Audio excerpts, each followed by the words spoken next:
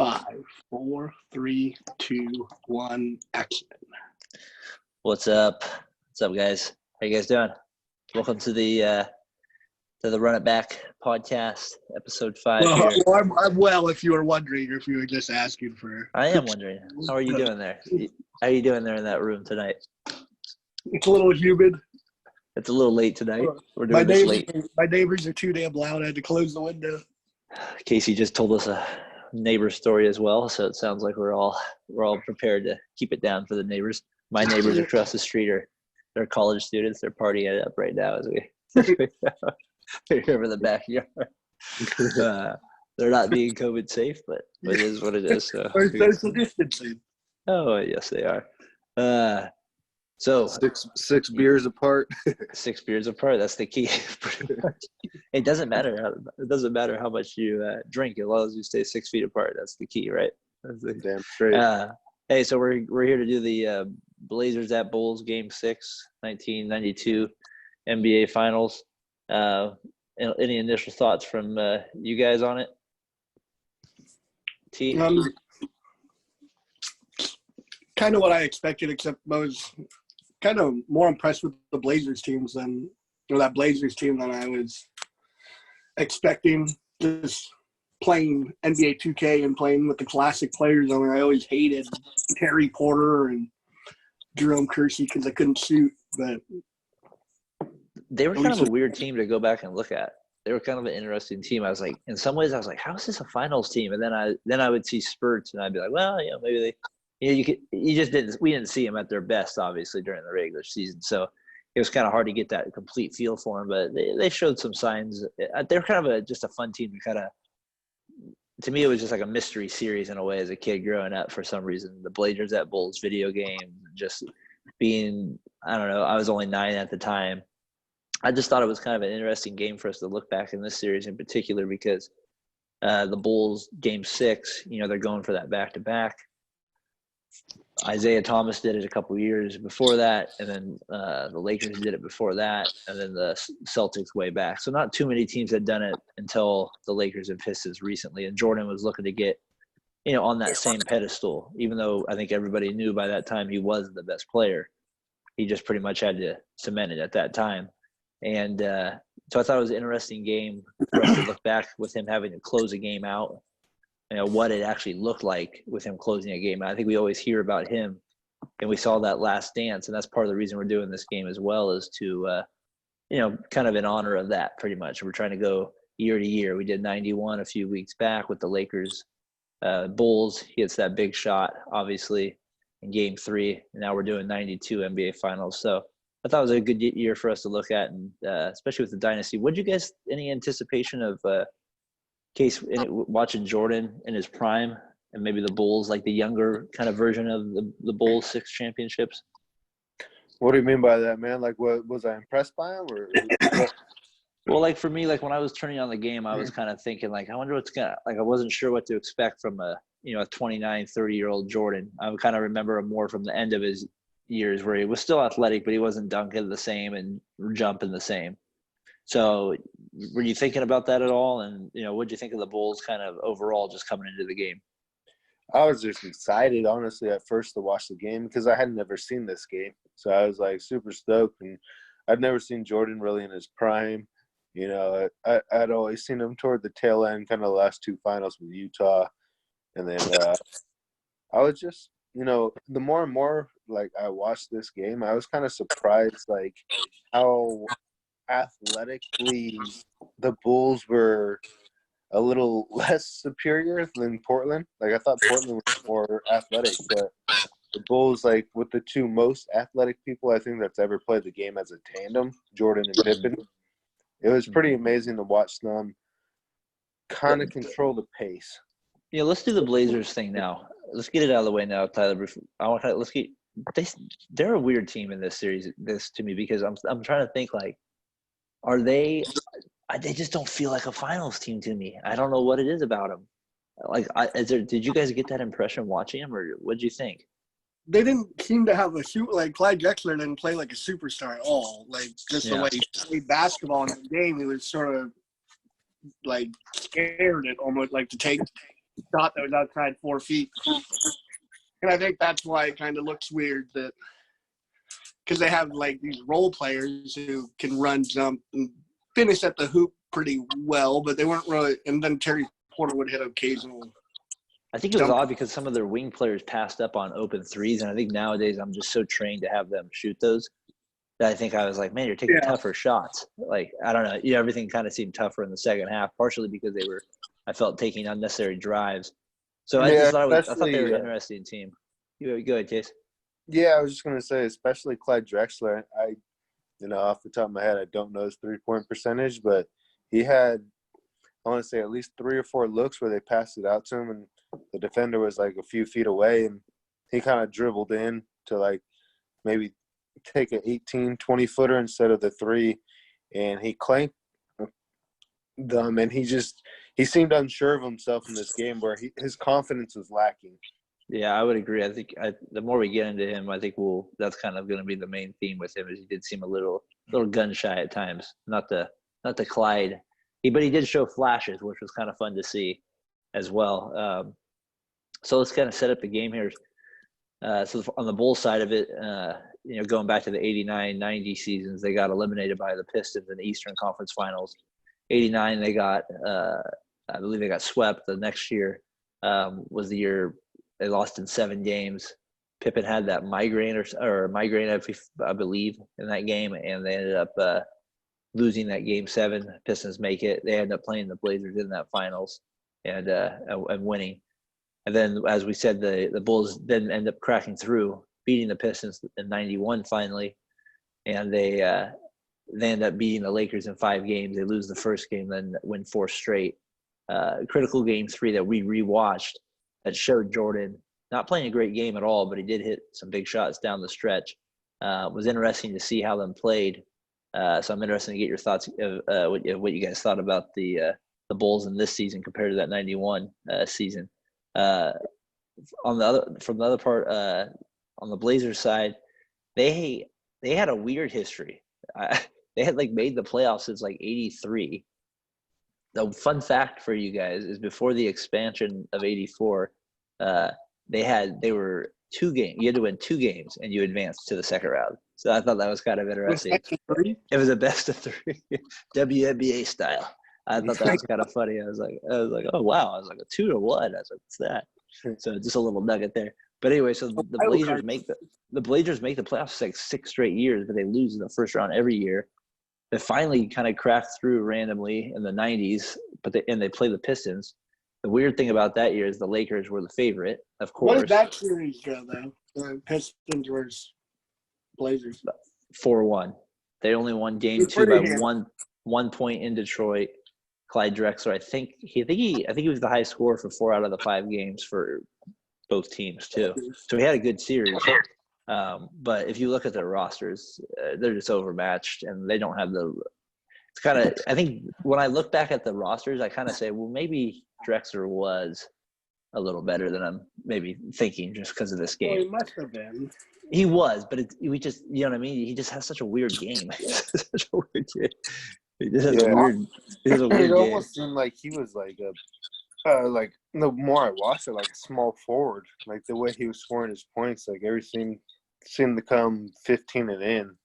Like there was not a lot of trickery, not a lot of fadeaways. Like it was pretty much just standard jump shots and back cuts and layups and dunks. Yeah.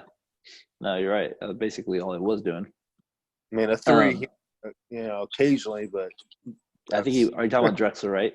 Yeah, I'm talking about. Yeah, Clyde. he was 2 for 4 on 3. So, but I felt like he passed up at least 2 or 3 wide open looks. I mean, wide open looks, not just a little bit open, like wide open. To the time where they had time to think there for a while. So, last thing I'll mention on the Blazers, they were the number 1 seed though going into this year. They ended up with 57 wins. Jazz were the 2 seed. Warriors, surprise 3 seed that I was in my history books there. Very shocking to see that one. They beat the Lakers in the first round. They beat the Suns second round. Jazz make it to the finals. So that kind of sets up our game here. I would say, based on looking back at the rosters in that year, I'd say it's probably the best finals we could have got, other than maybe a Stockton Malone U.S. finals again at that time. But the Jazz were kind of, I think, even boring back then to people. It sounded like reading some of those articles. When were they not boring? Yeah, they just always have this reputation of garbage, like not to watch, basically. You know what I mean? Like great team, but just not the most enjoyable team to always watch. It sounds like. So, anyways, we make it to the series here. What do you think the importance of a back-to-back title is here for him? You know what I mean? We talked about it a little bit. What do you guys make of a back-to-back? Is that kind of solidify you in a way? Because I kind of think of the Warriors as the case. I'll let you answer here, but what do you think of, like, the Warriors are kind of the example of, they won one championship, got so close, so they're not kind of quite looked upon in that pre-Durant era as great. Go ahead. Just kind of like what you touched on earlier. I thought was pretty incredible that Larry Bird went to the NBA Finals and won 3, but never did back-to-back. So that kind of surprised me, first and foremost. I was kind of like taken back from that. But with Jordan, though, I think winning that first back-to-back, I think that put him on the map because Detroit Pistons were the last team to do that with the Bad Boys. And so that was his toughest road and the Bulls' toughest road, in my opinion, at that time to get by them. It was also back-to-back, because the Pistons did it. There wasn't a year in between or anything. Oh, yeah, because they did it 89 and 90, and then the Bulls obviously won 91, 92. But before that, it was the last team to do that was the Showtime Lakers. So, I mean, No, the Showtime Lakers, they were the last time to do that, you said, Jace? Before the Pistons. Before the Pistons, yeah. Yeah. So the game here, they go to 5 games here. It's tied after 4. The Bulls win the first, Blazers win the second in overtime. Bulls win the third, Blazers win the fourth. And then the Bulls win the 5th game, 119-106 in Portland to kind of cement that. We're now in control of the series, basically. The 2 games that the Blazers did win, I found interesting that the first game, Drexler fouled out with about 4 to 5 minutes left, and the Blazers were down 12, and they still came back and won. Danny Ainge had about 10 points in the last – they were down by quite a bit. And so that was an interesting game to kind of go back and watch. And then in game 4, they were also down. Drexler was in foul trouble early, but he wasn't at the end of the game, and they were down, I believe, 8 with about – 6 minutes left, not as big a lead, but they still came back and won that one as well. So pretty much every game they won, they should have lost. Say that again. What was that, T? Couple choke jobs. Yeah, double choke job for sure. So the first thing that stood out to me rewatching this game was Jerome Kersey. That first quarter was just insane. I mean, like, he just was an absolute – I mean, literally, if you had never seen basketball, you would think he was the best player on the court. That was like me and you talked behind the scenes, Darren, and I thought that was Clyde Drexler, and I got confused, and I was like, oh, wait, that's Jerome Kersey. I was like, I had to actually do that a few times as well, as go back, and I was like, is that him? And then I finally, I couldn't even get him straight even like towards the fourth quarter. I was like, what's going on here? That high-quality HD TV back then. Hey, at least they have the games available for us to watch. That's for sure. Yeah. So the first thing that stood out to me was Jerome Kersey. The first quarter was pretty solid quarter. Both nothing really. The only thing I noticed, it was really sloppy at the beginning. I mean, it's just really both teams looked. The Bulls looked like they were nervous to kind of clinch, and then the Blazers just looked like they were.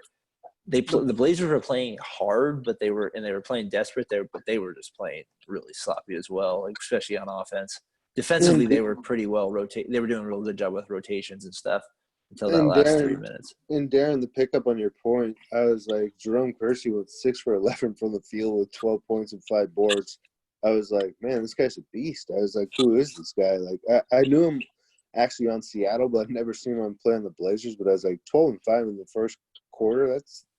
That's pretty dominant, man. It's a lot of shots jacking it up for Jerome Kersey. Well, I mean, Terry Porter did start off the game 0 for 4, like first 4 shots, and then made these next couple. But I was like, man, it to me, 11 shots in one quarter for Yeah, I was kind of surprised. That's why I was like, nowadays you really don't see the superstar like Clyde not getting those shots. But then He again, kind of maybe passed up a lot too, I thought. yeah, and then again, I was like, maybe he was just pacing himself, trying to get his teammates involved early, and figured he can get himself going later. But I thought that was interesting. No, Case, did you hear in the game when the announcers? Did you hear Marv, Tupe, Albert, and Mike Fratello? Did you see he actually made that point that you were saying in that game about what were you just talking about? About pacing himself a little bit. Oh yeah, about how Jordan likes to go right out of the gate and tries to score like Larry Bird, and how Drexler likes to feel out the game a little bit, get his teammates involved and do that. So you kind of saw that in this game for sure. And ironically, in Game 5, I believe it was, he came out, Clyde did, and he came out gunning, and then that's why I think he kind of took a backseat this game, to be honest. So. Yeah, I mean, he still ended up with their high score, but I see what you mean, though, in terms of being aggressive. Yeah. Yeah, no, he just wasn't quite like I was maybe expecting. And some of his shots, like earlier in some of these games, he was taking like high 20s shots. So he was getting them up early in the series for sure. The other thing I thought was kind of funny about Drexler before I move on to somebody else was that his footwork was just so weird. You just don't see that type of footwork so often that it was just so odd to see.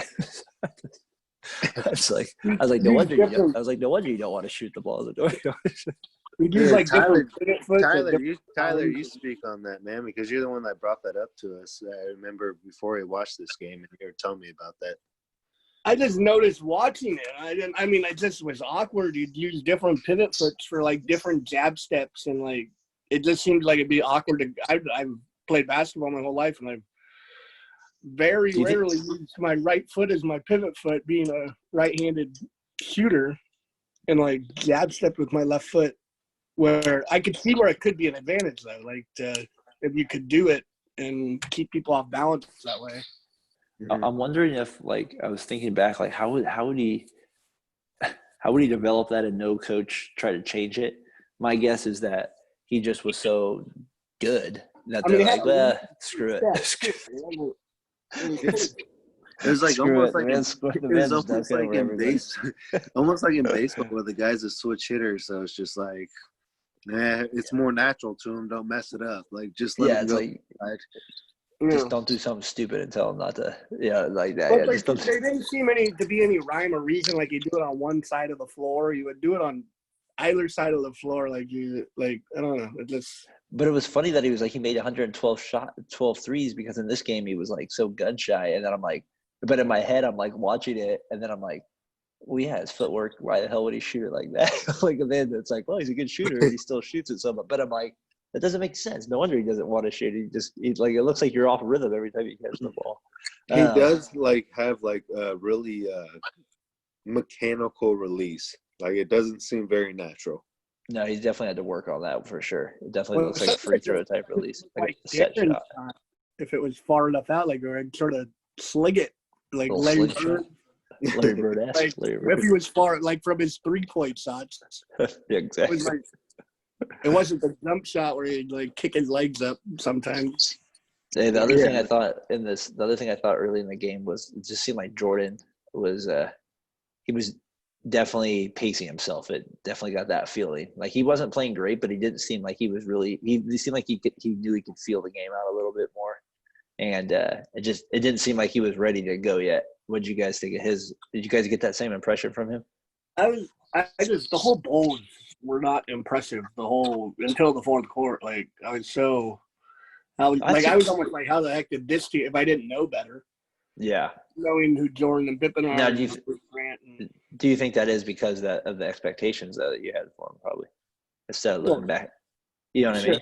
Yeah. Like if they were only going for their second championship.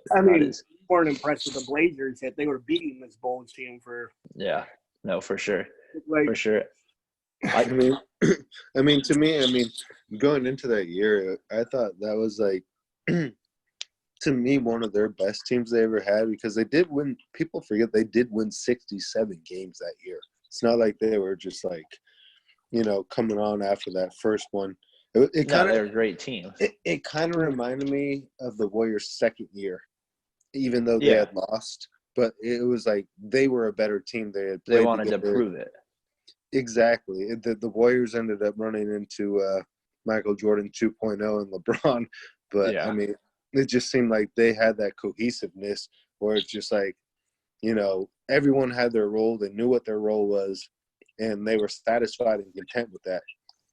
You just happened to run into probably the second greatest player that ever played the game of in the NBA. Yeah, no, for sure. No, I just don't want to talk about that. It's still a little sore for me. It's a little tough. Just didn't mean to bring up the sore spot. Yeah, there, we're not doing any LeBron watchables yet. We're not doing any of those. A couple things before I get to the third quarter here. I'll point out a couple facts here. So, end of the first year, 25-19 Portland. Porter's playing. You know, he gets off to a pretty good first quarter. We'd already talked about Kersey. Drexler's still feeling it out. Second quarter, a couple things that stood out to me. I always congratulate the 90s on not flopping, but of course, he has to be a terrible white guy that flops. And I mean, why is it got to be the white guy in the NBA that's always flying? Yeah, like why is it got to be that guy? But he gets the call. He gets the call. He gets the call, and it worked well.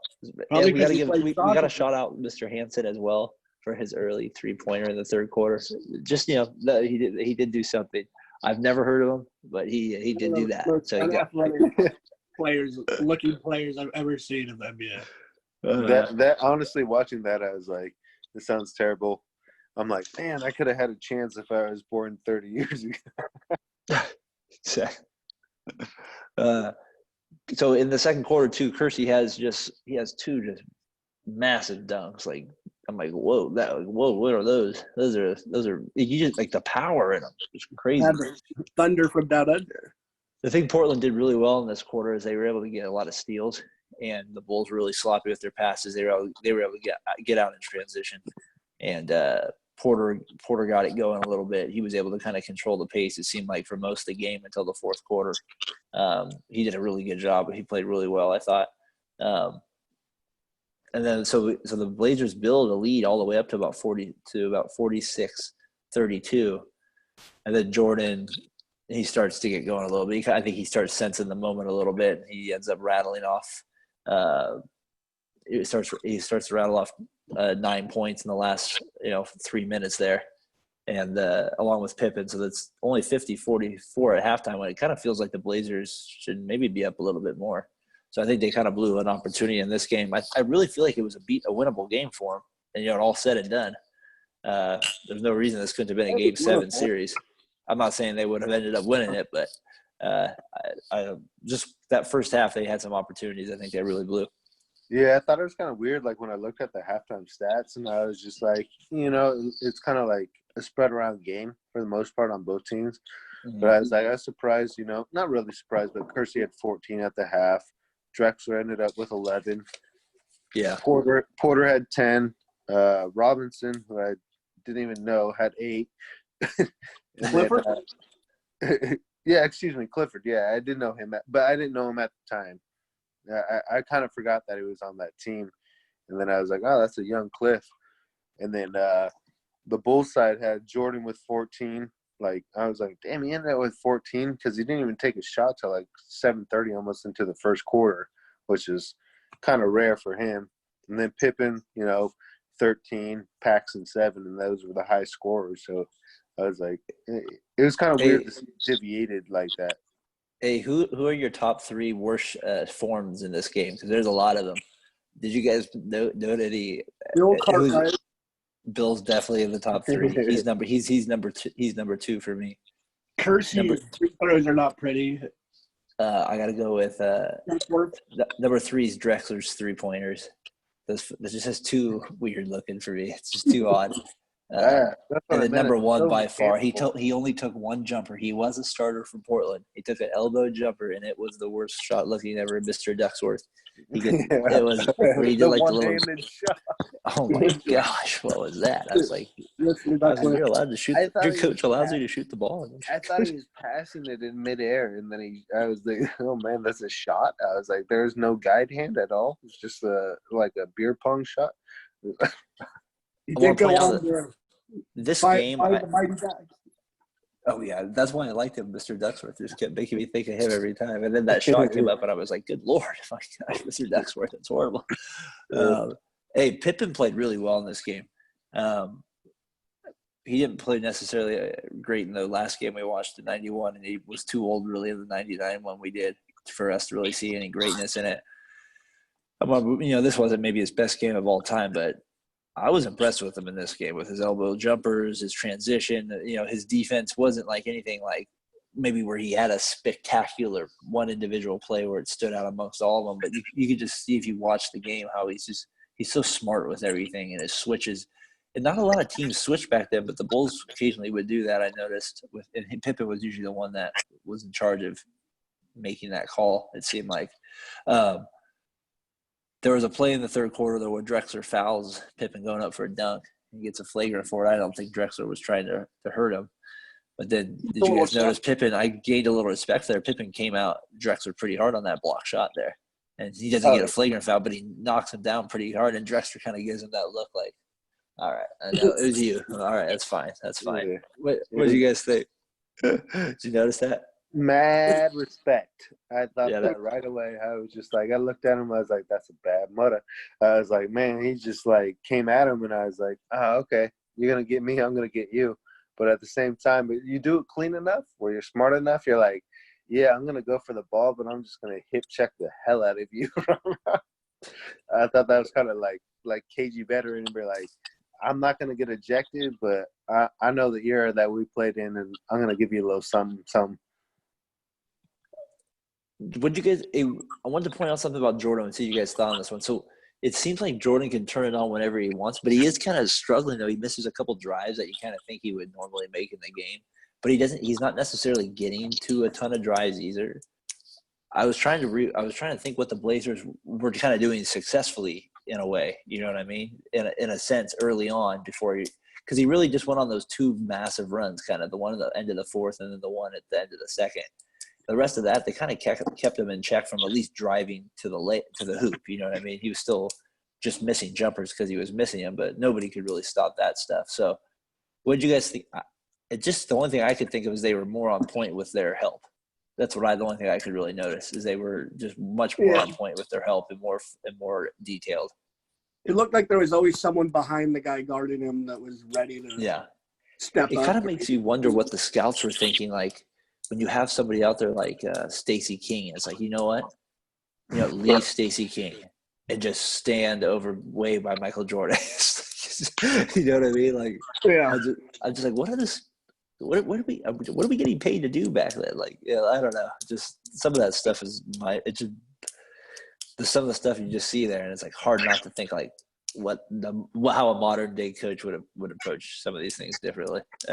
Like leaving Tony Allen. Yeah, exactly. Jordan, let's just get you in the post, and we'll just get you 4 shooters, and there we go. Yes, or that's all we need to do. Maybe a big man there. So third quarter, the Blazers really play well in this quarter. They get out to, and Porter plays really well again. What do you think of Porter as a point guard? You're a point guard. You play a little pickup. At first, like I said, I felt like he forced it. He was trying to get himself going, which is, especially in that era, was a little different. As a point guard, you usually want to get others involved. But maybe that was their game plan, trying to get him off early because he had struggled. Because he did struggle in that series. But I felt like once he got going, like all it takes is one shot, one free throw, one layup, whatever it be. And as soon as he got going, I was kind of impressed with him, like the resilience that he showed, the confidence that he had throughout the game. And then, you could tell, like, once you start feeling yourself a little bit, you kind of like, all right, I remember this game a little bit, here we go. Yeah, he started to me, play a little bit. I thought he played kind of reminds me of Sam Cassell. Yeah, I was gonna say that a little bit because he felt like he could knock down the tray, he could hit a mid range, but he could also kind of drive to the hoop. But he had a nice little. And then I wouldn't say he was a pure point guard, but he had a nice little game to him where he could find the open shooter. And then you also could tell he was not quite good enough because of his dumb plays. You know what I mean? Like you just be like, he couldn't ball handle. That was his biggest mishap. He you had could a see hard like, all time right, to block. that's why you're not there, or like he just isn't athletic enough. It seems like it's, you know what I mean, just to keep, you know, really like finishing wise to be an elite point guard type of thing. Yeah. So the other thing in the third quarter I thought was kind of interesting was the Blazers. They get off to this lead, but the Bulls are they're just so garbage in the third quarter. They're just horrible. Phil's calling multiple timeouts.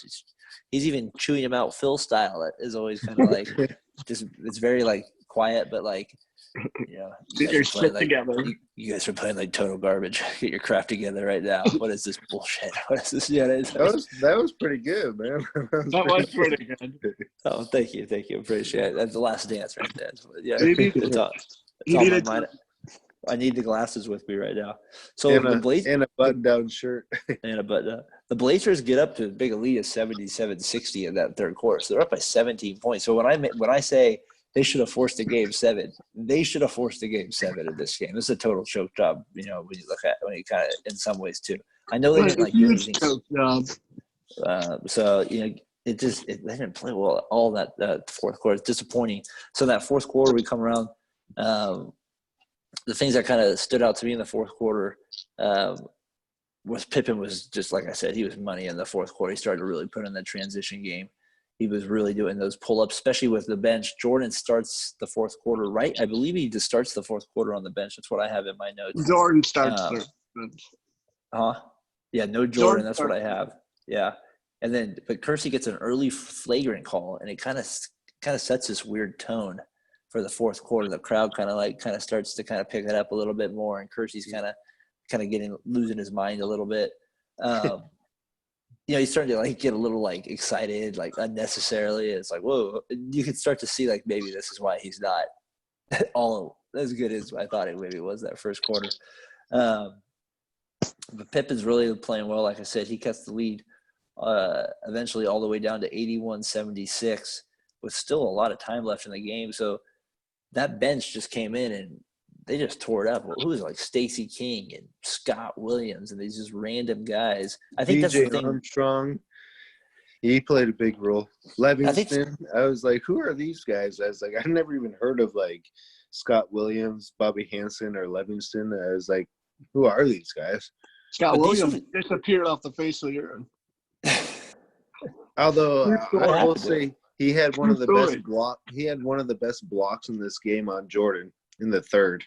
Scott Williams or Buck Williams? Buck Williams, excuse me. My bad. But it's hard to get Buck and Scott. Buck's got the goggles. Buck looks like you don't want to beat him in the back of an alley. I started to go Buck wild there. Got a little excited. Okay, so in the Blazers, this is how good they start out the fourth quarter. Their first 6 possessions, they have four turnovers, which is never a good sign. So they immediately give the Bulls just instant life when the crowd's already kind of getting fired up after Kersey's unnecessary flagrant foul. So they cut the lead all the way to 81-78. Yeah, they kind of are exchanging baskets back and forth for a little bit. Jordan checks back into the game with 8:20 left in the fourth quarter. So he's there for the majority of the fourth quarter. But that shows you how much the Bulls scored in 3 minutes to get him basically right back into the game. This is where Jordan starts to feel it a little bit. You know, he starts to go into he starts kind of getting ISO'd a little bit. It's kind of weird how I think Phil does this. Like now in the NBA, it's like, here's the mismatch. We're just going to do it the whole game until you stop you, which makes sense, right? But there is something to be said for being able to kind of play a team game and your superstar being able to do it when he needs to. And that's kind of how I feel like the Bulls played this game is like, okay, Jordan, last 4 minutes of the second quarter, get the ball to the top of the key. Everybody else get the hell out of the way. And that's what it pretty much felt like here. Or with Jordan, obviously, get the ball to him at the mid post. To me, I don't mean to cut you off, Darren, but to me, that's why Phil Jackson is the greatest coach of all time. Because to me, running that triangle offense was, to me, probably the most superior offense and ahead of its time. Obviously, Tex had, given that and trained him and tutored him when, he was the assistant under Doug Collins. But when he took over, it felt like he took a little part of Doug Collins, like what you're speaking of. Like, all right, we're going to run the triangle, but when we really, really need points, kind of what you said, just get the hell out of the way. We're not running the triangle anymore. What did you guys think of Jordan's floaters to the right? Were you guys in awe of those shots as much as I was? He's ridiculous. I mean, if that's not the best body control of any NBA player we've ever seen, I don't know what is. Like, literally, there's no player I've watched in our even new era. Not even LeBron James has that type of body control on his jumper with that type of height. In hang time, it's pretty incredible to watch. Off 1 foot, 2 foot, it doesn't matter. He's gonna be balanced and square up. Yeah, like when he needs it, when he's gonna let go of the ball.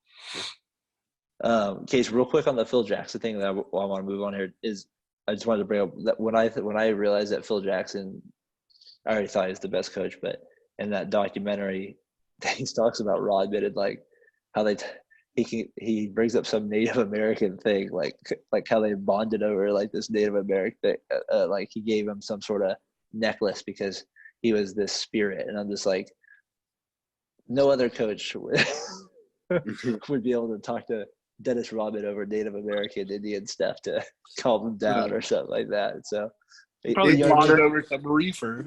That too, probably. So I think it's just good that he's able to do that. It kind of reminded me a little bit. This might sound like a little cliche and a little off the wall, but it kind of reminded me of like the major league team, like the baseball team with Charlie Sheen. A little bit at moments, for sure.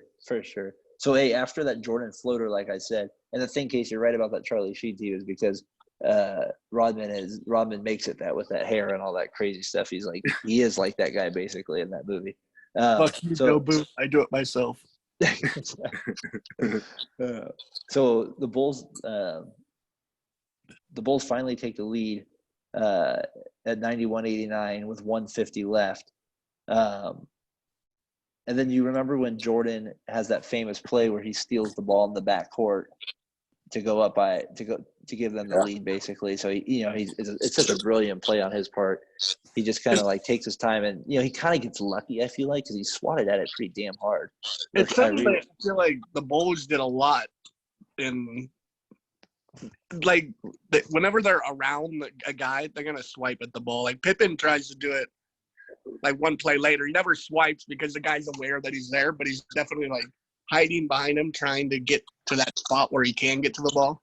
Yeah. Darren, watching this, like, just this game, and this is a far comparison, and I don't want anyone to think I'm comparing them at all, but their hands defensively was probably the closest to Andre Iguodala, whereas, like, they just have that, like, instinctual, I don't know what it is, but they have it, and I've never seen anyone like Andre and Jordan just. Well, would you say Kawhi is better than Andre Iguodala? Yeah, absolutely. So would it be fair to say the Bulls have two Kawhi Leonards at this time? Two better Kawhi Leonard. On defense. On defense, I'm only talking defense here. Yeah, two. Yeah. Probably better defenders, right? Because they can full court press in this time. Yeah, Kawhi's not full court pressing nobody. Not as much as these guys I've seen do it. Well, Kawhi's thicker than these guys. Say that again? Kawhi's thicker and, like, bigger, kind of. Like, Pippen's taller, but he's not as – he's longer, maybe. Yeah. I don't know. Kawhi's pretty long, but Kawhi's, like, probably, like, 225, where Pippen's probably, like, 210. That's true. And he doesn't – he moves different. He moves different for sure. I don't know. I just thought it was kind of interesting to see them move like that. I got a little off topic, sorry, but I just watching that. I was like, man, it seems like Andre, like just that. No, they do. I've never seen anyone slap as hard down on a ball like Jordan and Andre do. Well, he definitely slaps very hard at this when he slaps the crap out of it and he gets the ball. He does hit it perfectly. So they get 93-89 here. So just to wrap up the rest of the game. So just to wrap the rest of it up, here we go. 93-89. Drexler ends up getting fouled. Kind of keeps him he makes both free throws on just kind of a random pass. Pippen fouls him. He makes both free throws. And then we come back down and these are the shots where I think Jordan kind of gets underrated. 57 seconds up by 2. Closeout game, right? I would consider this not all the pressure in the world, but a pretty big shot, right? You can basically win the championship. He makes a nice little hesitation moves, drive right baseline, nice little finish. I do have to say, pretty awful defense by the Blazers at this point. I mean, like, it's Michael Jordan, for God's sakes. Like, you might want to get off of some of these other guys. Maybe you'd leave them. You could leave Bill Cartwright. Well, I think we had big. I think we have big buck, Mr. Williams in the game. I think you can leave Williams a little bit. So anyways, he makes that layup. They go up by 4. Kersey makes a couple late free throws, keeps them in it. They get one more crack at it, but they miss a 3. Bulls get fouled. Blazers miss a 3 here at the end the game. Bulls end up winning the championship. And this game, 97-93. I don't know. I just Jordan obviously is the MVP of the finals. He wins all 6 MVP finals, as it would end up being. So I don't know. What did you guys think of after it was all said and done? What was your just kind of a little takeaway from it? I was impressed with Pippen where I hadn't been the previous games. Like, yeah, what impressed you about him? Not even speaking defensively. This whole offensive game was. He's kind of got a weird game. Where it needed to be at to make that comeback and win that game. You wouldn't think he could shoot well, but he can't. He does. I don't think he shoots well. But like in a weird way, it feels like he does, but he doesn't. That's what I mean. Like he's kind of got a weird game. Yeah. I think he's just he's kind of streaky like that. I just want to throw out a couple stats here before we get to some of our final thoughts here. The Bulls outscore the Blazers in that fourth quarter, 33-14, and just a massacre. Remember, the Blazers were up by 17, so at some point in the third quarter. And the Bulls they're like, is that the biggest choke down in the fourth quarter in the NBA Finals? Yeah, in terms of a run on a championship, I would think that's got to be close to it, right? Tyler, actually, the NBA Finals' biggest lead at end of the third quarter is 96-84 by the Philadelphia versus San Francisco Warriors, which was 15, and the Bulls had 15 points. Good knowledge. Who won? That I don't have you. Well, that's what I mean. It doesn't matter what the biggest lead is going to the fourth quarter. It's who wins. My assumption is, since I got it off of Yahoo, that they won. So the biggest comeback was the Bulls against the Warriors, or the Warriors versus the Bulls. Casey, thank you for advertising Yahoo, by the way. Very nice job. Yeah, absolutely.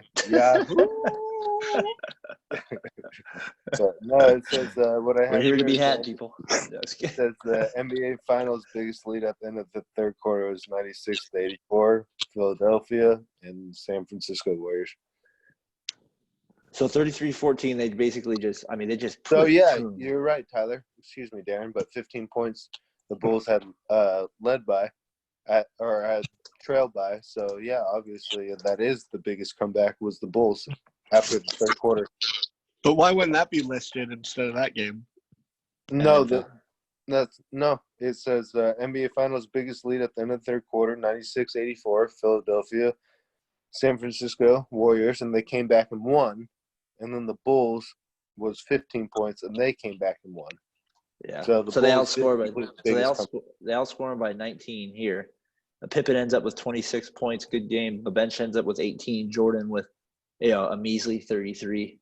And we kind of all said, get your shit together, Michael. Get your shit together. We kind of all said he didn't play that well, but he still ends up with 33 of the biggest baskets in the game. I think that's the thing about him is he always hits these clutch shots. Drexler, I think the whole team didn't play that well until. But he's still he's able to keep him in the game. He just when you're down 15, they freaking blew the game. But when you're a great player like that, he's probably like, as soon as I come in this game, we're gonna win the game. So that's what he's thinking, right? Well, you know what I mean? That's exactly what he's thinking. I'm in the game. I'm gonna shoot the ball There's no one with more 8 out of 10 times. Michael Jordan. Yeah, and he's thinking in his head, I'm shooting the ball 7 to 8 out of 10 times, and that's what's gonna happen. And we're more than likely we're gonna win, and that's what he did. And going into that game, to the final game, he had been averaging 36.5 basically for the series. Yeah.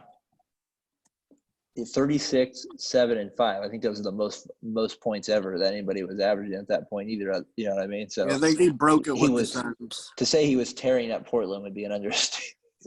Well, the thing Portland didn't really have, and you could kind of, even though he wasn't able to do it really that well in this game, they didn't really seem like they had They had good wings, but not like somebody you would say is a shot blocker, I guess. Maybe in some ways. They had the tree. They had the tree. Big Buck Williams, who I have played horrible in this game. No, tree was Yeah, because previous. the highest scores was 67 was Barry with 40.8. 62 was Elgin Baylor, 40.6. Jerry Weston, 69, 37.9. And Michael, 92 was 36.4. We're talking about the NBA team Finals. leagues of the NBA. NBA Finals. Hey. The all-white teams. Hey, so I want to wrap this thing up with my final 5 here for you guys. Final 5 questions before we call it a podcast. The final 1992 Blazers game, and we move on to next week, the 93 finals. Like I said, we're going to be doing a Jordan game every week. But here, let me just go to the final 5. My questions for you here. What has gotten better in time from this game? I'll answer this one first. My favorite thing is what I think has gotten better from watching this game is those Jordan fade runners. They're just so sweet, man. Like I could watch those all day. That move would last the test of time. But weren't those better back then because he was doing them? Do that off video, buddy. What? Go ahead, Tyler. Go ahead, T. Shot. Everybody. We're almost done, man. You can just wait a little bit longer. I thought it was off camera. My fault. Yeah. What are we? All right. I don't get the question. We've tried to explain this. What do you like about the game? So what do you like about the game? What has gotten better? So what has gotten better is Jordan's fade runners. I like his shot. It's gotten better. I could still watch that shot forever. It still lasts the test of time. What do you like about the game? Just, I guess, the game itself, how it's played.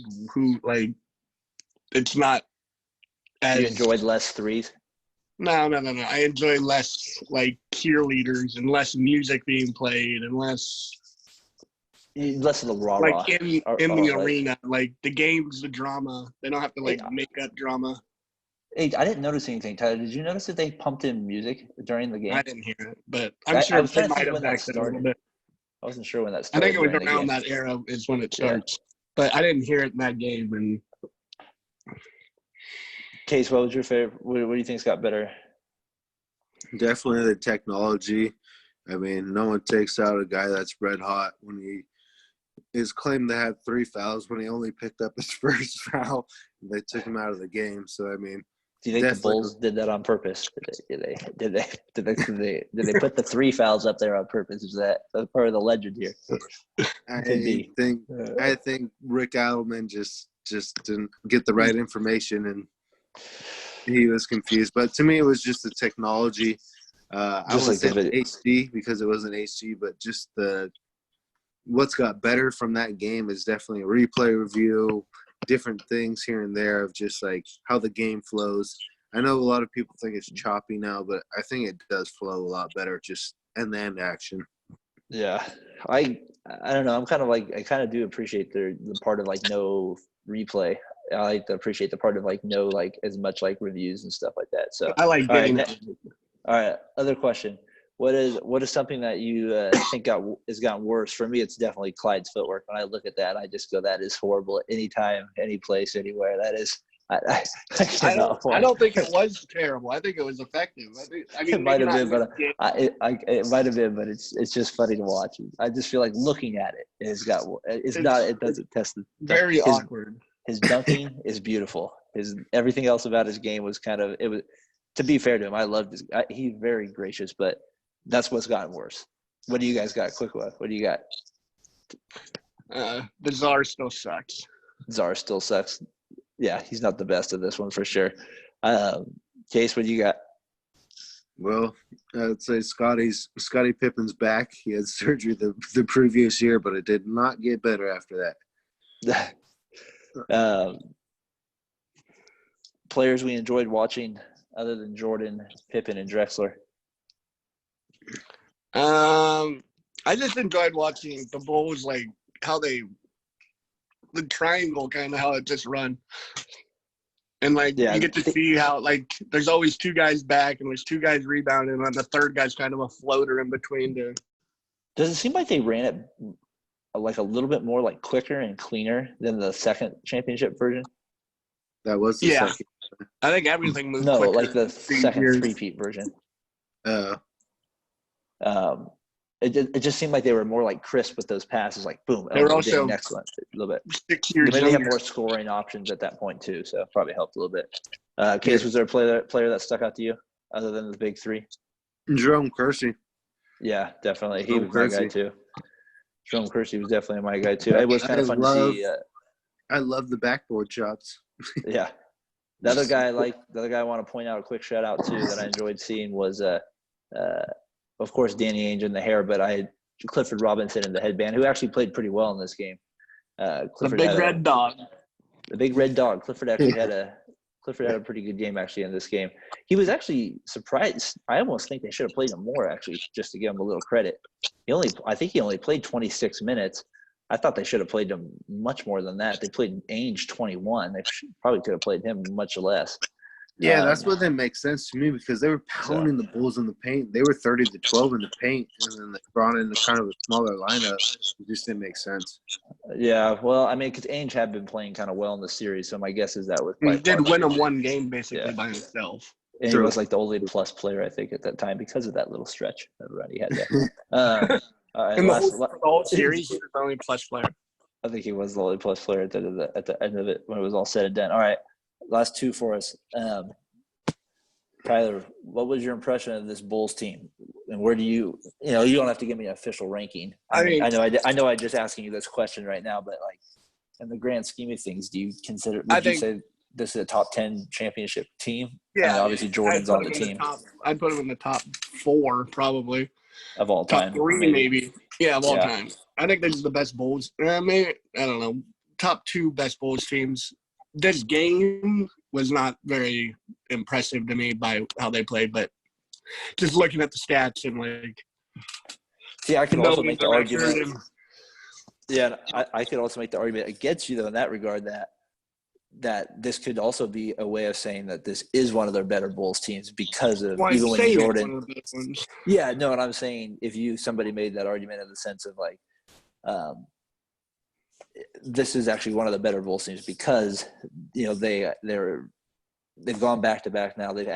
They've played pretty well against Portland before. So I don't know. I just thought I think it's definitely one of their better teams they've ever had. We're agreeing, I think. I don't know. Yeah. I kind of got lost track there. What I was saying to you, Case, what do you think of this Bulls team? I was pretty impressed, man. Just when I was going through some of the stats, I was kind of astonished. I was like, I didn't realize like how dominant they were. Like I didn't know that they had 67 wins the year before, but then going into that year, I was just like, or that year that they played, they went 7 with the Knicks and 6 versus Cleveland, series-wise, and they ended up pulling out of that.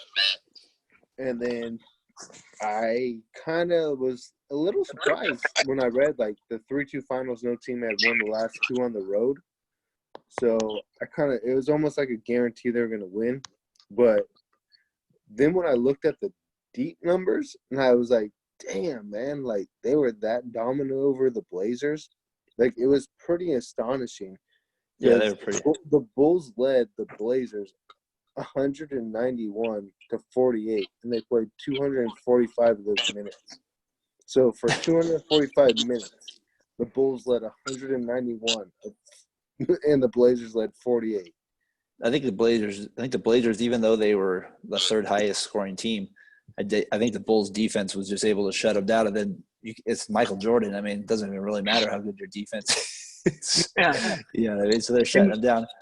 And you said the 2 games the Blazers won, they came from behind both games. Yeah, they were kind of like they pulled them out too. So, all right, last one here for us.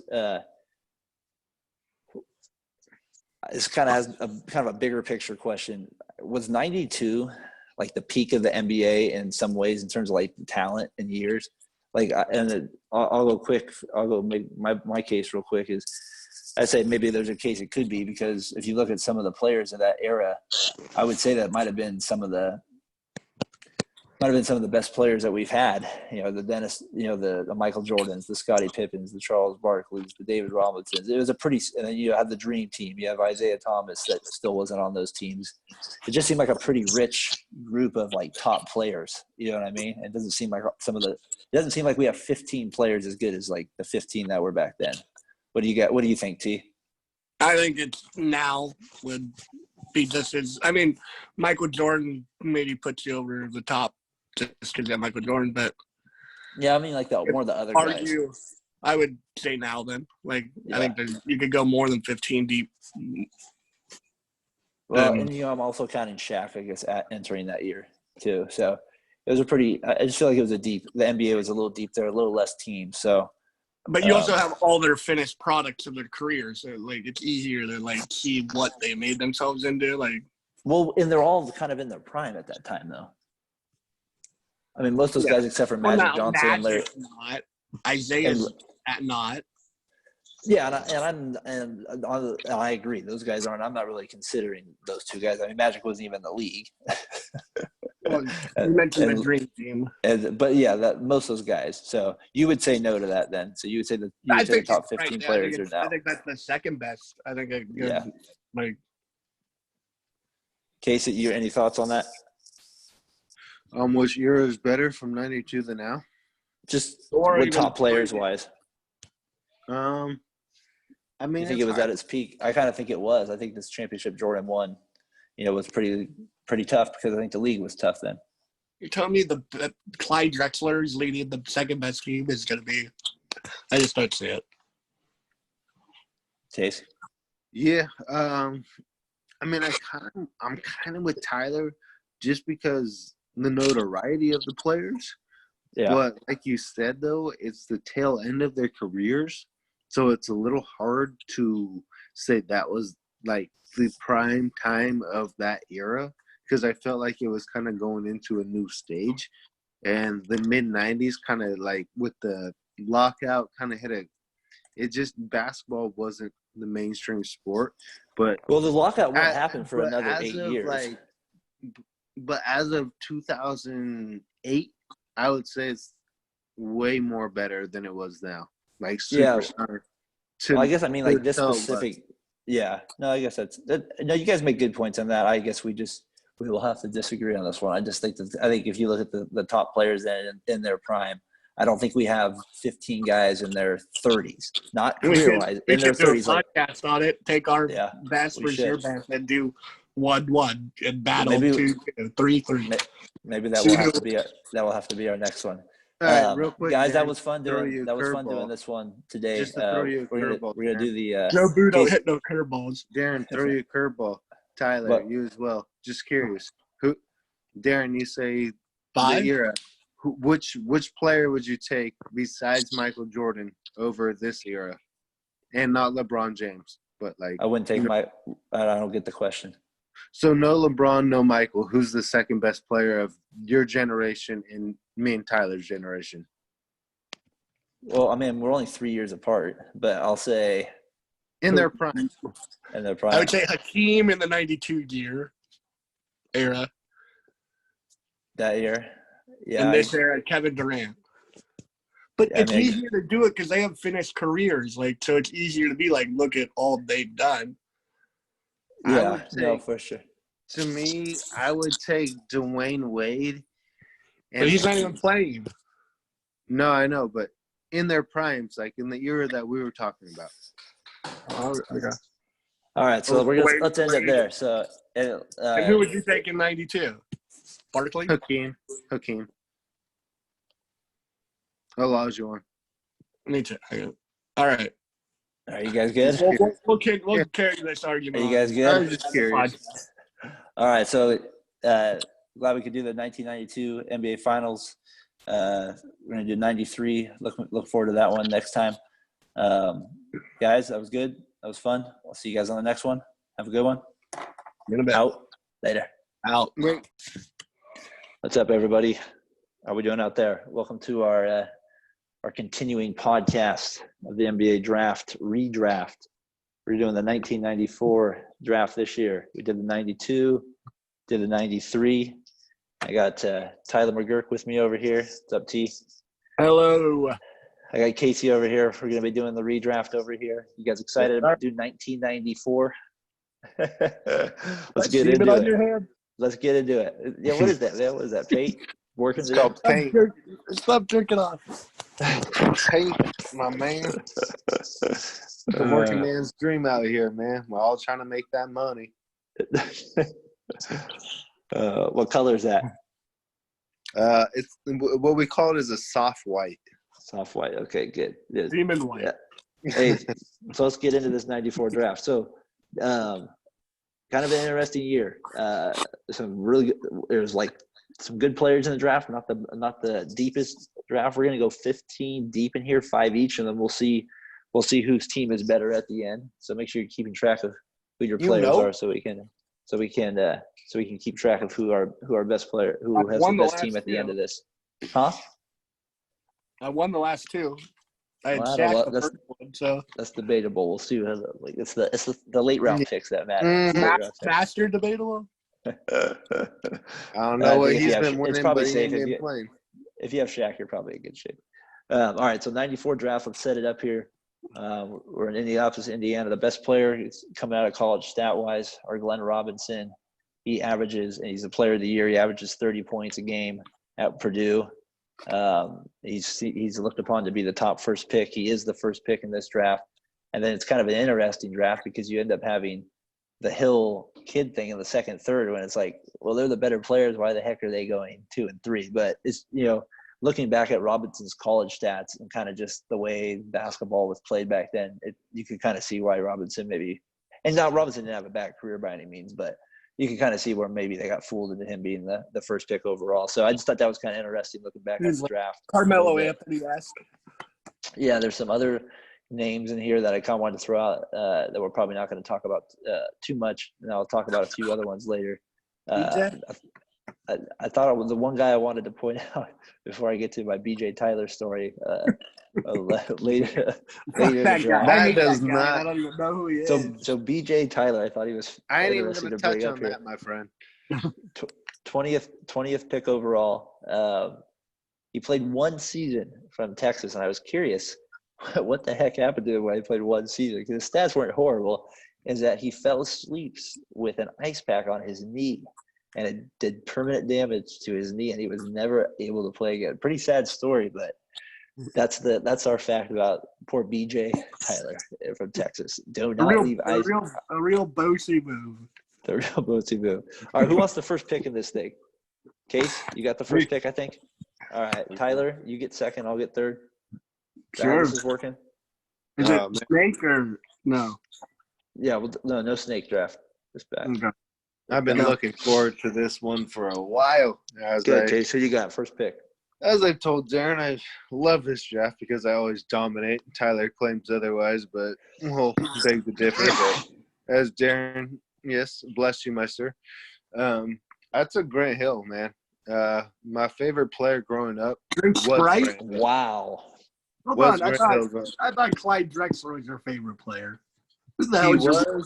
He was, but I never got to actually watch Clyde. Did he take that shot before that he made that comment, though, to come out by Drexler? Because that could have influenced that decision. I have to say, this is my first sports book ever read. Was Grant Hill.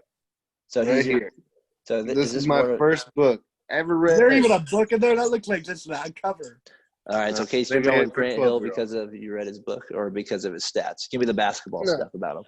Oh, man, dude, just watching him play, it was the first time where I was like, man, like, this is why I want to play basketball. This guy's a beast. I never got to saw the Duke era that he played in. I never got to see any of that. But when he played on the Pistons, that was my boy. That was my guy. I was down, read the novel. Didn't even know that his dad was a running back for the Cowboys, Calvin Hill. And he was a beast too. But his son was a whole nother. But Hall of Famer, 7-time All-Star, 16-7 a game, 6 rebounds, 4 assists. Enjoy those interviews. From 95 to 2000, 20 points or more 57 times, or 20 points or more 57 games played. The first 3 years in Orlando, never played. He only played 57 games for Orlando for the first 57. That's crazy. I thought it was before Tyler would get to your pick. I thought it was funny. Case good pick, by the way. A little But surprising, in obviously. his But career, I thought what was notable is his best game he ever played was 46 points, 11 assists, and 14 rebounds. Thought that was pretty impressive. that's a pretty damn good triple double right there. I thought it was interesting when you were talking about his Orlando case that he I played. kind of messed that up. My apologies. He played. You No, almost got Tim Duncan to go there too. no. What I thought was funny about his Orlando days was that he played 6 seasons with Detroit and played 435 games. He played 5 seasons with Phoenix and played 362 games. Okay, so listen to that. 5 seasons, 362. He played 6 with Orlando, so 1 more season than he does with Phoenix, but he only plays 200 games. So he literally plays 162 less games, even though so just crazy, how it just hit. He just didn't have any luck in Orlando. I didn't know And he you're played probably- that many games in Orlando. Yeah, he was there for a while, and he just never He could teamed get up healthy. with So T-Mac, didn't he? That was their big thing, was him and Tracy McGrady, right? yeah, I think, Yeah. yeah, that was the big thing. They tried to get Duncan there for sure. Tyler, who do you got with the second pick? Case took Grant Hill with the first pick. Gary Payton calls him acing because he ain't got no J in his game, but I'll take Jason Kidd anyway. Good pick. Good pick. And it goes without reason. He led Cal to their best seasons since the Thank you for mentioning whatever Cal that basketball. Nobody does. whatever that they call their stadium now. That coach was leading them before. Well, Then they got this black coach who keyed in and got him put in timeout. The thing about Jason Kidd is like he's kind of. He's from I Oakland. was trying to think when he's such a pure point guard. You know what I mean? So like in that draft that we're watching, that I rewatched the whole thing. Hubie Brown they make a point that he's the best prospect since Isaiah Thomas. At point He guard, definitely at point guard, and so he obviously when in that draft watching it, and so it was interesting that back then he was obviously looked upon as that high. So that's why it was surprising to me that he wasn't the first pick. A couple other things to throw out about Jason Kidd is 10-time All-Star, 5-time assist champion. He's like top 5 in 3-pointers ever made. 9-time all-defensive team. I think that's where he's underrated. Like, also he's obviously unreal his floor game, but his defense was pretty top-notch. I feel like he was underrated athletically, like how fast he was. Like he could jump, but not later in his career. It was just like speed, but ground speed. Like, well, his acceleration was ridiculous. Like his first 3 dribbles at the court. To me, it was crazy when I read that, and I was like, that can't be right. And I was like, career high. He had 41 points and 25 assists in a game. Or not a crazy. game. Not in a game, but his career highs was 41 points in a game and 25 assists. And then in one game, he had 41 points, 18 assists, and 13 rebounds. I was like, damn, dude, I didn't realize he scored that much. Yeah, in this draft class, he's the leading scorer, leading rebounder, leading assist guy. So he's the best at everything in I this didn't know draft he class. scored like that, though, to be honest. I knew he was a good rebounder, a good assist, but I was like, 41? I was like, I still don't even know if I consider him a great scorer, but I think he was always no, efficient. Jason Kidd was like top 15 in 3-pointers ever made. Yeah, but he was just so good at everything else. All right, so Tyler, you got Kidd. Tough one for me here. I think I'm gonna have to go with my boy though. Over the big dog. I think I'm gonna have to go with Eddie Jones with the 3rd pick overall. I think I'm gonna go with Edward. He was traded 3 times. He was a 2-time All-Star though with the Lakers before he got traded to the Hornets, where he was an All-Star there one time. 3 times. Yeah, 3 times, but a 2-time with the Lakers before he got traded to the Hornets, where he was a 1-time All-Star. So for 3 overall. Played for the Lakers, Hornets, went for the Heat. Was a 3-time All-Star, 1-time defensive team, and just a good player. I don't know why, I just always liked him. I always collected all of his cards for some reason. I think because he played on the Hornets and they were my favorite team other than the Warriors at that time. And he was just a solid shooting guard at that time. And I would get home, watch the early TNT games. The Hornets would just be on every once in a while, and I always was impressed by him. So I'm going with Eddie Jones. And Casey, back to you. I'm going to hate you because you did take mine. But I did want to drop a little nugget for you in that 99-2000. He was the Steals champion.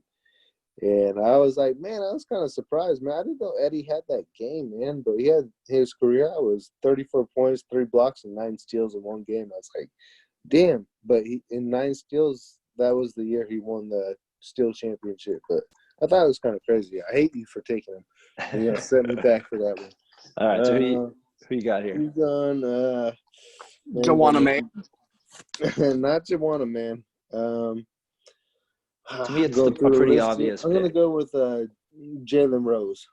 Whoa, another surprise pick for me. Hold Jalen on. Rose. You can't have Jalen Rose and Gray Hill. You called him an Uncle Tom for crying out loud. I forgot about that. Jalen Well, Rose yeah. case. Hey, they just have to coexist on this team. But You better have Rose. Phil Jackson as your coach. Who's going to handle the ball? I mean, Jalen. hey, we haven't got to the point guards yet. But obviously, you know, everyone knows about the Fab Five. Monty Williams. Trendsetter, black socks, black shoes. Bobby Long Knight says baggy it's the most shorts. overrated Just- team of all time. Well, I'm not going Bobby to Knight touch on can Bobby. suck it. But, Nobody likes Bobby I like Knight. Bobby Knight. He's good. No, you don't. Tom Donahue. I like Tim Donahue. It's if Bobby I Knight. need a chair, you can throw me one. But 94, 95, all rookie team. 99, 2000, most improved. Hey, Case, did Career. you find it funny that he was the 14th pick overall, considering kind of the hype he had in college? I He kind of was found that actually- kind of funny. He was the 14th pick. I just kind of thought he would have been sooner, He was actually the 13th. or But, 13th pick. Excuse me. Yeah, but I did kind of find that surprising, and you guys will know you name did. some players, I'm sure, beforehand. But I was kind of shocked, though. But when I read his numbers, I was like, man, he was actually, like, I know, you see him on TV all the time. He's great. I love Jalen Rose. Yeah, Shout he's out good on Jalen TV Rose, for sure. David Jacoby. I love the show. He's the fakest, like, tough guy I've ever seen. I Jalen love- Rose. Yeah. I don't love him, but he's okay. I love Jalen His Rose. wife is the worst. We got different opinions on this show. Do here, not obviously. put this podcast towards ESPN. Just keep that in You mind. like the wife? I think she does a fantastic He looks- she he doesn't- likes looking at she her. always interrupts. She just doesn't shut up. Hey, so We Casey, got different opinions, but anyways, on J. Rose's career, No, 14 what'd you 3 think- points per game, 3.5 boards, 3.8 assists, 23.8 career high. Playing for Chicago.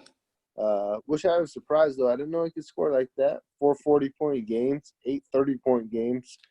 1999 and 2000 in the playoff game, he had 40 points. Went 16 for 23 with 9 boards and 6 assists. So Gave up 81 to Kobe. yes, he did.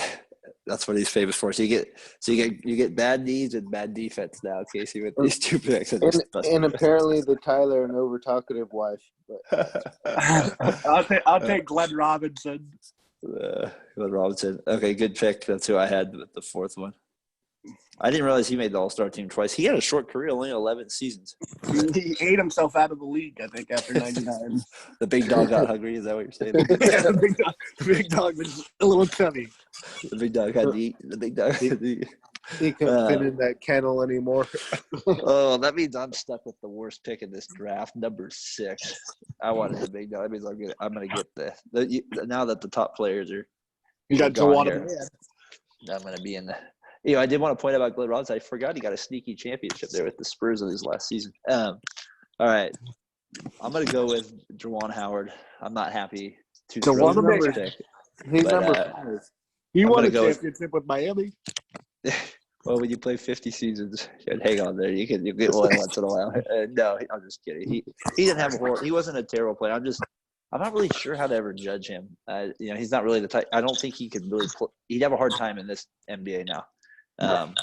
So, I think he but could do okay. He could do Udonis Haslam role. Like, I mean, he just somebody never could- seemed like he just seemed kind of overrated. Like he got that, you know what I mean? Like he was like 16 points and like. well, I think you think of him as like the old man Juwan. No, I'm thinking of him even the younger Juwan. Even if you look at his numbers, I mean, they're nothing really that impressive. His I mean, career yeah, high. I mean, he was wasn't 40. a Hall of Famer or anything. Like, No, but he's just, as good as Udonis Haslam. yeah, His I guess career so. high, though, he had 42 points in a game. Yeah, They he can't did. be that crappy. No, I just think not he would my. get- I just think he's kind of an interesting game. All right, Case, back to you. Oh, man. This is when I probably didn't make the best argument for my team, did I? Good case. I mean, I'm not even making arguments. I just people are falling to me. Who you got, Case? people are following me. This guy, like, he actually knows what he's doing. I got the best team by far. This one's gonna be kind of a surprise to people, but I'm gonna take actually Eric Piakowski. Get the fuck out of here with Eric Piakowski. No, I'm gonna go with Aaron McKee. All right, Aaron McKee, six man. No, I was kind of surprised. He came from Temple, and he was actually a teammate of Eddie Jones. So they actually, came from a pretty good college team. He didn't have much of a career that would be like blow you away. But if we're gonna get deep into this draft, I'm gonna take a small forward. We'll go semi-deep with these guys. We'll go semi. I'm taking a small forward that plays defense. Jalen Rose can be my shooting guard because, as you mentioned earlier, he gave up 81. So he played with Allen Iverson. He knows what it's like not to shoot the ball. McKee's gonna be my lockdown man. But he was 2001 Sixth Man of the Year. Played 8 seasons with Philly. Made it to the finals against the Lakers. Second best player on a finals team. And I did look up. You can't be that shit if you got 3 triple-doubles in your career. So that's true. That's true. Bob Sura has, I think, 3 triple-doubles in his career. And he did it with blonde hair. He did it. All right, I'm going to go That's my pick. That's my bad. Go ahead, T. I don't know where this is. The rest of the draft is crap. Oh, that's all right. There's still some names, though. I'll take Charlie Ward for his football prowess. He can play. I had a number 14, by the way, just to let us know. I have 15 through 8 all the same. Like, it doesn't matter. Just go. There's definitely some better players than Charlie Ward on this list. Yeah. All right, you're tripping. I'm going to go with Brian Grant. That's a good pick. He's not above. I'm going to go with Brian Grant. He had some pretty good seasons on the Blazers. He was a starting team on a team that almost made the championship against the Lakers. He had a couple seasons of averaging a double-double. Had one year that surprised me where he had 15 points a season. And he went to my son's name school. I realized that, Xavier. I knew that. That was kind of – I thought he averaged 10 points a game, 7 rebounds. His best scoring year was 15 points with 8 rebounds. He averaged 10 and 7, so I'm going to go with him. Brian Grant. I'll be surprised, Darren. I'll back up Xavier. He did have a career high, which I was shocked, 24 rebounds in 4 20-rebound games. Yeah, I mean, remember he had a great series against Malone, and they were like, "Oh, this guy's going to be a stud," and then he just sort of sucked after that. I didn't know he was drafted from Sacramento, though. Yeah, that's what he was played for Sacramento his first 3 years. I had no idea about that. So I'm going to take Brian Grant. Case, who you got? Well, I'm just going to stack my team with forwards since there's not actually any point guards left in this draft. What did Monty Williams do? Exactly. Who? No, but I'll take Lamont Murray from Cal. Played with Jason Kidd. Nice swingman. Had a good career. I won't say anything special, but he was hurt a lot. I looked at it. He played like 7 seasons, and like 5 of them he was like really hurt. I think that's what happened. But guess what? He played on like the worst team he could possibly play on in that era, the Clippers. Yeah. So but I did look up a couple things, and I was kind of surprised. I was like, he had 40 points and 5 30-point games. So he was a scorer, career high 40 points, 16 rebounds, 7 assists, 4 steals, and 3 blocks in one game. So you could tell he's a player. Yeah, for sure. He wasn't bad at all. His injuries got to him. T, who'd you got? I got Wesley Person. Good pick. I was going to go with him. I thought average, one thing was – go ahead. Average 11 points. Won a bronze or a gold in the under-21 championships. I think his game would have – I think he would be a better player now because back then he shot 41% from 3, and he only took 3 a game, and he made like 1.5. So he probably would be shooting like 5 a game and probably making 2.5. So he'd be making money just standing in the corner. I'm going to take my number 7 guy that we still have on the board here. I had Person. not a fan favorite of all of ours, but if you look at his stats, I know where you're going. He was pretty good.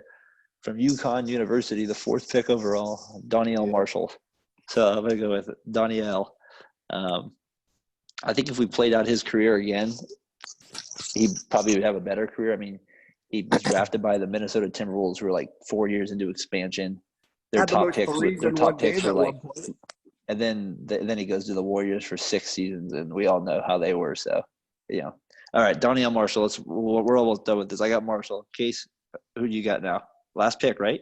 Yeah. Yep. Yeah, this is the last one. This is going to be a tough one because this will conclude the version of my draft. And once again, stomp Darren and Tyler's picks as We'll see what you got on this last one. But I'm going to go with Clyde Reeves. Good pick. Arizona, almost 8 points a game, 2 rebounds, 3 assists. Rookie year, had a nice solid game where you're like, this guy shows potential. Had a 32-point game, 14 assists, and 10 rebounds. So you're like, triple-double in the first year. And then I never heard of him again, but that's why I'm going to take him. Less is Tyler's more. European guy a couple of weeks back. He played like 1 season. Tyler, last pick. He averaged like 12 points a game, and he was an Italian MVP. The last pick in this draft, the last pick in this draft would made all NBA rookie. I was like, I can't pronounce his name, so I'm not going to do this.